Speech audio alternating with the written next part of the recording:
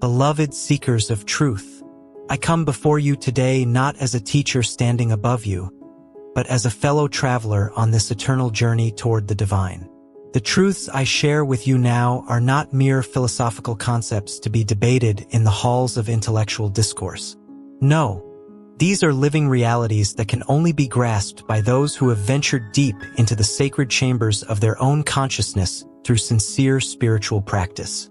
Many will read these words, but only those whose souls have been awakened through meditation, devotion, and inner discipline will truly comprehend their profound significance. These truths are like precious jewels hidden in the depths of the ocean. Only those willing to dive deep beneath the surface waves of ordinary consciousness can retrieve them.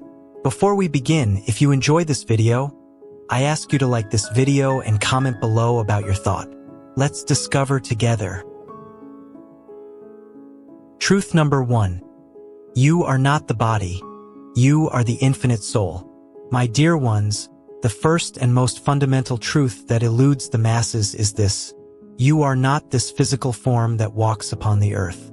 You are not the name given to you at birth, nor the roles you play in this cosmic drama. You are the eternal, immortal soul, a spark of the divine consciousness itself. When I sit in deep meditation, I do not experience myself as Mukunda, the boy from Gorakhpur, nor as Yogananda, the teacher. I experience myself as the boundless ocean of spirit, without beginning or end. This body is merely a temporary costume, worn for a brief performance on the stage of earthly existence. But understand this clearly. This is not merely a poetic metaphor or a comforting belief. This is direct, experiential knowledge that comes to those who practice deep meditation regularly. When you still the restless waves of thought through scientific meditation techniques, you begin to experience your true nature. The body becomes like a distant dream, and you awaken to your reality as pure consciousness. I have seen students who intellectually accept this truth, yet they remain imprisoned by body consciousness. They say, "Yes, I am the soul," but then they spend all their energy worrying about physical appearance, comfort, and preservation. True spiritual understanding comes when you can sit in meditation and actually feel yourself expanding beyond the boundaries of flesh and bone, merging with the infinite space around you. Practice this daily. In your meditation, after you have calmed the breath and stilled the mind, affirm with deep concentration, "I am not the body. I am not the mind. I am the immortal soul." Do not merely repeat these words mechanically. Feel them, experience them. Let this truth penetrate every cell of your being until it becomes your living reality. Truth number 2. The world is a dream within the mind of God. The second truth that highly advanced souls understand is that this entire universe, with all its mountains and oceans, its cities and civilizations, its joys and sorrows, is a divine dream, a cosmic motion picture projected by the consciousness of God. When you watch a movie in the cinema, you see heroes and villains, love and tragedy, birth and death flickering upon the screen. Yet you know that these are merely images of light and shadow. Nothing is truly happening. The screen remains untouched by the drama playing upon it. Similarly, this world is a magnificent dream creation, and you, the soul, are like the unchanging screen upon which this cosmic movie plays. I do not tell you this to make you indifferent to life or to encourage escapism. Rather, I share this truth so that you may live with wisdom and freedom. When you understand the dreamlike nature of existence, you can participate fully in life's activities without being destroyed by its inevitable changes and losses. See how people suffer. They cling desperately to relationships, possessions, and circumstances, not understanding that everything in this world is temporary by nature. They build their happiness upon shifting sands and then wonder why they experience such anguish when the tides of change wash everything away. But the spiritually awakened person moves through life like a skilled actor who plays his role with full commitment while never forgetting his true identity. He loves deeply, works diligently, and engages completely with life, yet he maintains an inner detachment, knowing that this is all a divine play. In my own life, I have experienced both the heights of joy and the depths of sorrow. I have lost my beloved mother, faced opposition and criticism, and encountered countless obstacles. Yet through it all, I have maintained an inner peace because I see this world for what it truly is. A temporary dream from which we shall all eventually awaken into the eternal reality of spirit. Meditate upon this truth. Everything you see around you, including your own body and personality, is a thought in the mind of God. When you realize this deeply, you will find a freedom that the world cannot give and cannot take away. Truth number 3. Suffering is the sandpaper that polishes the soul. My dear friends, here is a truth that many spiritual seekers resist. Suffering is not a punishment or a mistake. It is a divine gift, a sacred tool for spiritual evolution. The masses run from pain and chase after pleasure, believing that happiness lies in the accumulation of comfortable experiences. But the highly spiritual person understands that suffering is the university of the soul, the crucible in which spiritual gold is refined from the crude ore of ego consciousness. Why does God permit suffering? This question has troubled humanity since the beginning of time. But I tell you, God does not permit suffering as a distant observer. God experiences suffering through you, in order to awaken you from the dream of separation. Every pain you experience is a divine alarm clock, ringing loudly to wake you from the sleep of material consciousness. When life is comfortable and pleasant, the ego becomes complacent. We forget our true purpose. We become hypnotized by the dream of worldly existence. But when suffering comes, when we lose what we love, when our plans crumble, when our bodies fail us, we are forced to look deeper, to question, to seek something beyond the temporary satisfactions of earthly life.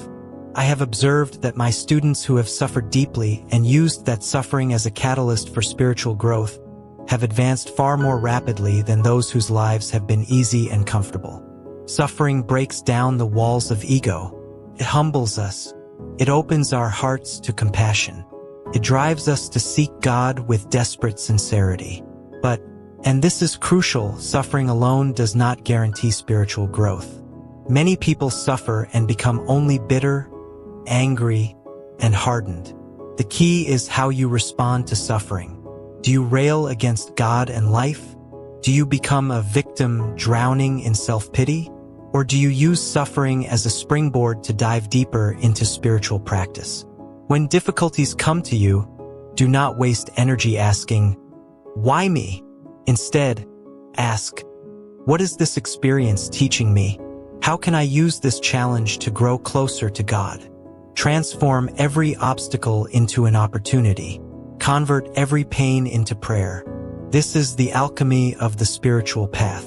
I myself have faced many trials: poverty, illness, misunderstanding, betrayal. But I have learned to welcome these experiences as divine blessings in disguise. Each difficulty has strengthened my faith, deepened my compassion, and intensified my desire for God realization. Truth number 4. True meditation is communion, not concentration.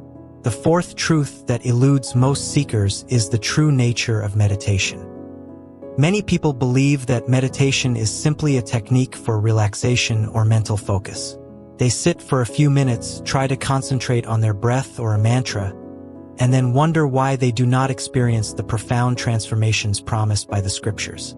But I tell you, real meditation is not mere concentration. It is communion with the divine. It is not something you do. It is something you become. It is the complete absorption of your consciousness into the infinite ocean of spirit. When you truly meditate, you do not simply observe your breath or repeat a mantra mechanically. You use these techniques as doorways to enter into a state of consciousness where the meditator, the act of meditation, and the object of meditation all merge into one unified experience of divine bliss. In the beginning stages, yes, you must practice concentration.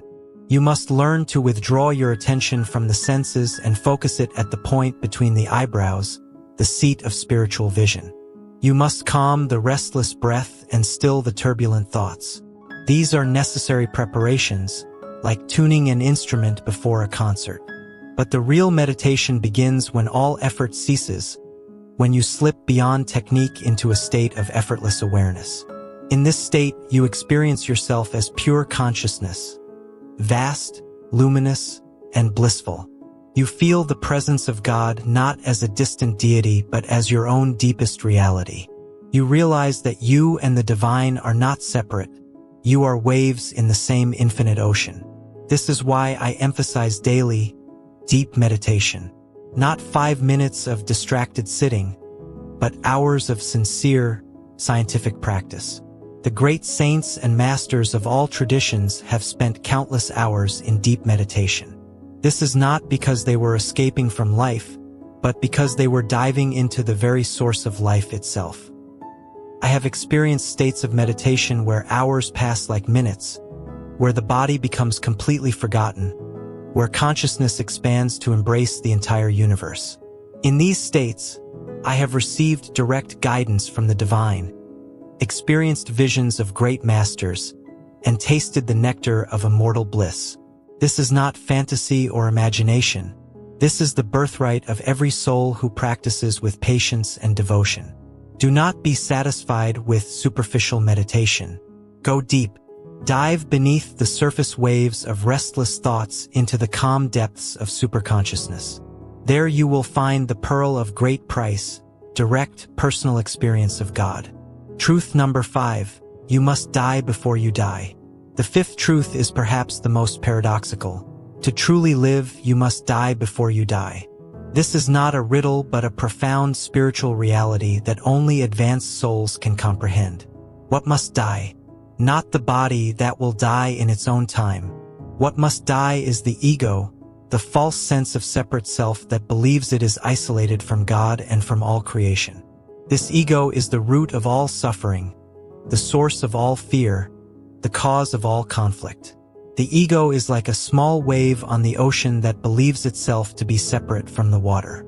It fears other waves, competes for space, and dreads the moment when it will crash upon the shore and disappear. But if the wave could realize that it is not separate from the ocean, that it is the ocean, temporarily expressing itself in waveform, all fear would vanish. Similarly, your ego self is not your true identity. It is a temporary, limited expression of your infinite soul nature. And this ego must die, not through physical death, but through spiritual awakening. How does this death occur? Through surrender, through the complete letting go of the illusion that you are the doer, the controller, the separate individual navigating through life by your own power. When you truly surrender to the divine will, when you can say with complete sincerity, "Not my will, but thy will be done," the ego begins to dissolve.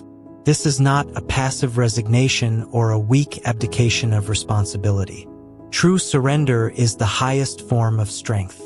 It is the recognition that the divine intelligence that orchestrates the movements of galaxies and the blooming of flowers is far wiser than your limited, ego-based understanding.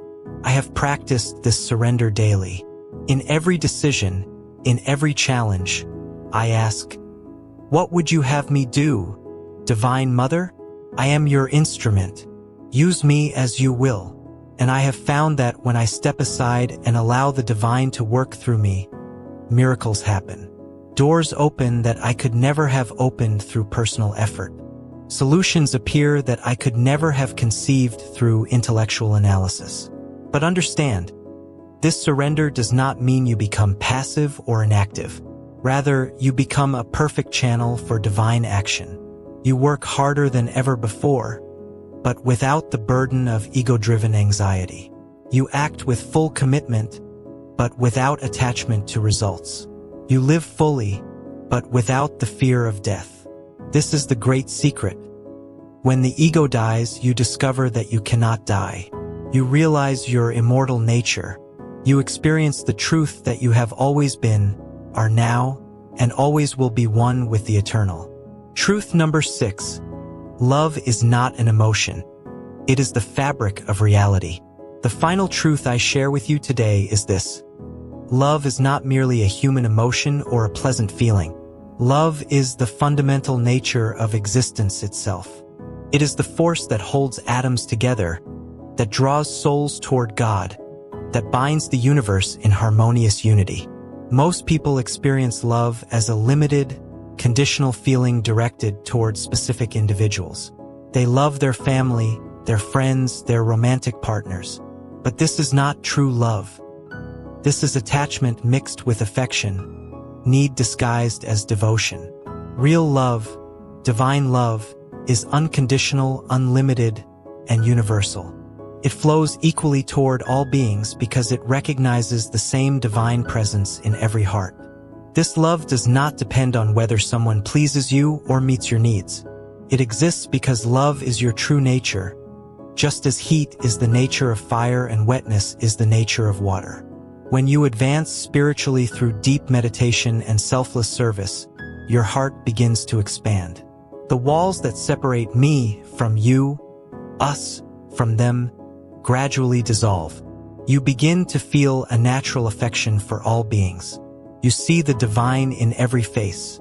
You recognize that every soul is your own self in a different form. This is not sentimental emotionalism. This is a profound shift in consciousness. When you experience this universal love, you cannot harm another being any more than you would deliberately harm your own body. You naturally become compassionate, kind, and generous because you see all of life as an extension of your own being. I have experienced this divine love in meditation. It is a bliss beyond all earthly pleasures, a joy that needs no external cause, a fulfillment that requires nothing from the world. When you touch this love, you understand why the great saints could embrace martyrdom with smiles on their faces, why they could forgive their persecutors, why they radiated such peace and joy regardless of external circumstances. This love is your destination and your true home. You have wandered for countless lifetimes through the wilderness of separation, seeking love in temporary relationships and fleeting pleasures. But the love you seek is not outside you. It is the very essence of your being. You are love itself, temporarily pretending to be a separate individual searching for love. The spiritual path is ultimately a journey from the limited love of the ego to the unlimited love of the soul, from conditional affection to unconditional divine love. And when you finally arrive at this destination, you discover that you have always been there. You were never separate from love because you are love. Conclusion. The path forward. My beloved friends, I have shared with you these 6 truths not to burden you with complex philosophy, but to illuminate the path that lies before you. These truths are not meant to be merely believed or intellectually understood. They must be lived, practiced, and realized through direct experience. Begin where you are. If you cannot yet experience yourself as the infinite soul, start by observing your thoughts and recognizing that you are the awareness behind them.